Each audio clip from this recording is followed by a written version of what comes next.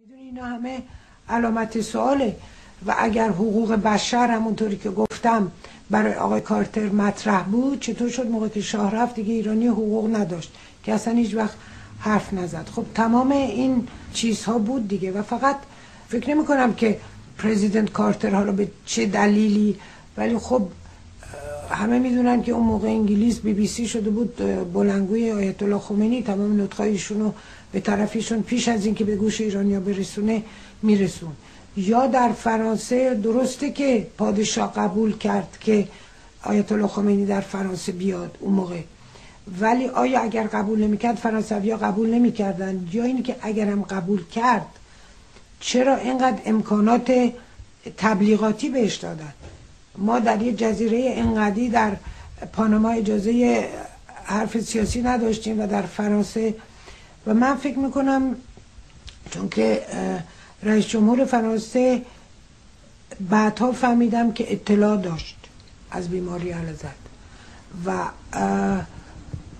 دید که چه میگذره در ایران، شاید به دلیل منافع آینده مملکت فرانسه خواست تمام این امکانات رو در اختیار آیت الله خمینی بذاره و اطرافیانش. و بعد حتی مثلا وزیر خارجه انگلیس در اون موقع گفته که ما اگه میدونستیم شاه مریضه این اتفاق نمیافتاد. خب این معنیش چیه؟ و بعد خب آقایون همه در گوادلوپ تصمیم گرفتن که دیگه رژیم شاه تموم شده که پشتیبانی میکنن با بیماریشون. من در کتابم درست نوشتم، نمیخوام یه چیزای طبی بگم که درست نباشه. سیستم سرطان سیستم لمفاوی بود و اول اسمی که بردن به من گفتن بیماری والدنستروم که بیماری خون و سیستم لمفاوی، ولی بعد این سیستم لمفاوی بود که بیشتر شد. خب بعد گرفتاری‌های معالجه ایشون در تبعید و بیمارستان ها شاید اگر یه آدم عادی بودن بیشتر زندگی میکردن تا این شخصی که بودن گفتن. ولی خب غیر از این که ما بهشون بگیم که امیدتون رو نگه دارین و اینجوری نمیمونه ما برمیگردیم، خیلی مشکل بود به خصوص موقعی که اصلا خاک ایران رو ترک میکردیم که آدم فکر نمیکرد که بر نمیگرده، همیشه یه امیدی بود.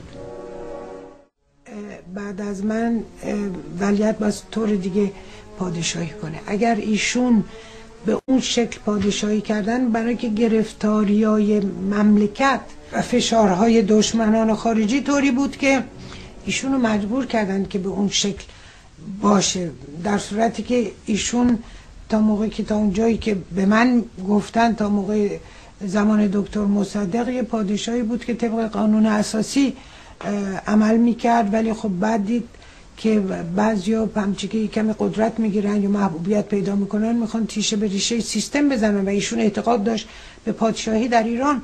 و بعدها دیدیم که افرادی که میرفتن پیش انگلیس یا آمریکا که مثلا بیان شاه از کار بردارن، یه مقدار شاید سیستم سیاسی هم بود طبیعتاً.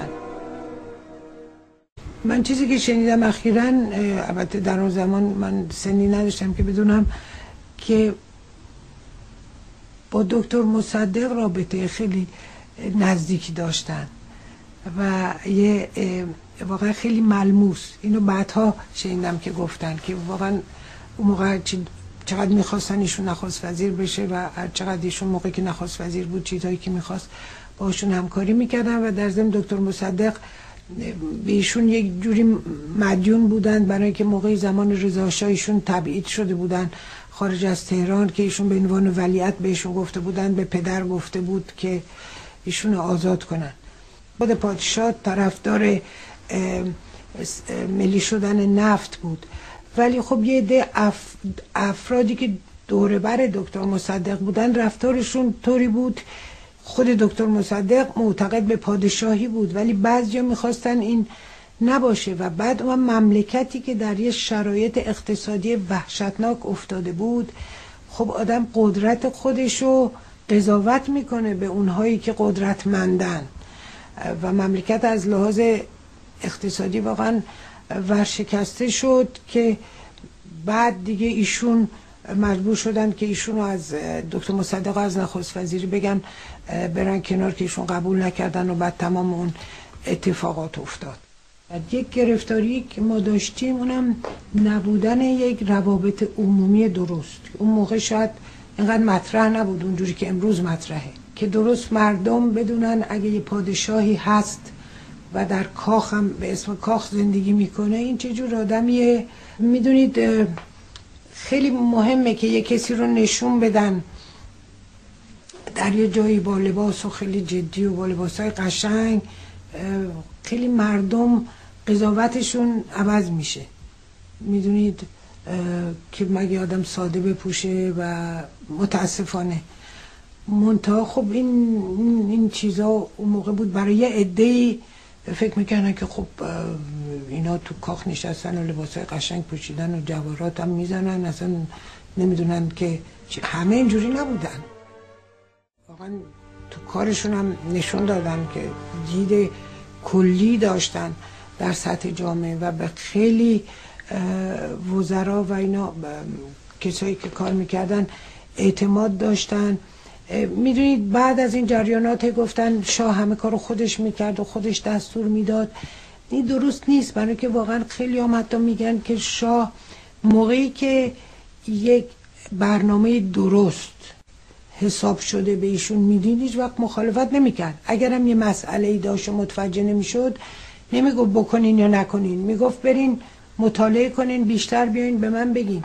چیزی که بود واقعا من حس کردم از همون اوایل هر کسی که یک برنامه سازندگی در هر جهتی، حالا اجتماعی، اقتصادی، صنعتی داشت و درست بود و به نفع مملکت بود علازت پشتیبانی میکردن. و خیلی هم میگن که بله ایشون همه چیز رو دستور میداد یا تصمیم میگرفت. بعضی وقتا این تقصیر خود ماست که نمیخوایم تصمیم بگیریم، برای اینکه نمیخوایم قبول کنیم خوب و بد تصمیممونو. بعضی وقتا شاید چون اونهای دیگه تصمیم نمیگرفتن ایشون مجبور بود که تصمیم بگیره.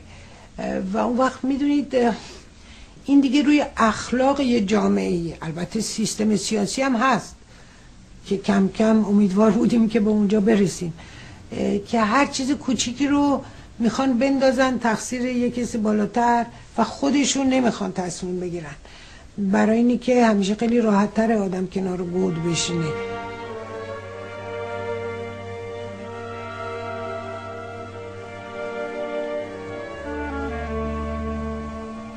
میدونه همش طبیعی است که تمام این 30 سال ما همش فکر گذشته رو میکنیم چی شد. از صبح تا شب هم این فکرمونه، اگه این کارو میکردیم اینجوری نمیشد، چرا اینجوری شد. ولی بعد میگیم فایده نداره به گذشته فکر کنیم، گذشته که گذشته، الان فکر کنیم و فردا که چیکار کنیم که اولا درس بشه، گذشته درس بشه برای آینده. منتها همینطوری که گفتم آرزویشون بود که بعد از خودشون ولیعهد طور دیگه پادشاهی بکنه، ولی به هر صورت وقت میخواد که یه مملکت به طرف دموکراسی برسه. ما 2 روزه یا چند ساله نمیتونستیم مملکتی بشه مثل سوئیس یا سوئد، یعنی بیشتر همین به صورت طبق قانون اساسی، کمتر به سیاست دخالت کنن، یه دولت باشه که به سیاست دخالت کنه، ایشون یه مثل سمبولی اون بالا باشن مثل تمام ممالک سلطنتی دنیا که امروز وجود داره که اکثریتشون دموکراسی درستریه تا اونهایی که اسمشون جمهوریه. بعضیا فکر میکنن چون جمهوریه باید 100% دموکراتیک باشه، در صورتی که فکر میکنم در سازمان ملل جزو دموکراسی های حقیقی ممالک پادشاهی بیشتره و پادشاه ایران سمبل باشه. و بعد وقت میخواست آموزش مردم، آموزش سیاسی مردم که وارد صحنه سیاسی بشن. ولی خب میگم با گرفتاری هایی که بود، با گروه های مخالفی که بود، با شوروی و گروه های دیگه، شاید برای ایشون راه دیگری در اون موقع نبود. و الان آدم فکر میکنه که اون موقعی که فضای باز سیاسی به وجود آمد متاسفانه بعد موقعی بود.